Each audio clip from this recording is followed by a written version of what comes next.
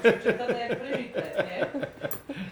Stále máš nádej. Áno, počúvaj, to je presne, to je stav gopí, že vlastne ľubostná alebo láska v odlúčení, No.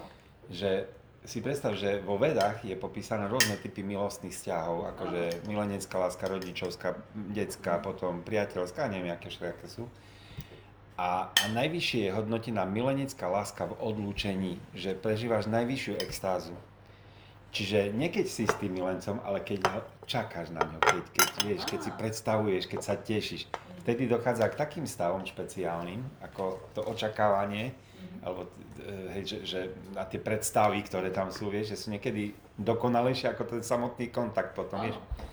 Vieš, takže vlastne tá... Najlepšie pomôžeš sám sebe z toho. Áno, presne, presne. Takže vo vedách je popisované ako, že milenecká láska v odlúčení je najvyšší stupeň extázy. Čiže gópie, ktoré sú zamilované do Krišnu a on odíde z Vrindavanu a oni teraz sú odlúčené a teraz prežívajú úžasné také, že kedy sa vráti a to a predstavujú si, že keď už príde. Takže prežívajú takú špeciálnu láskyplnú extázu. No. A tá je vlastne silnejšia ako keď, už sú, ako keď sú už fyzicky spolu, hej, no ako keby, no.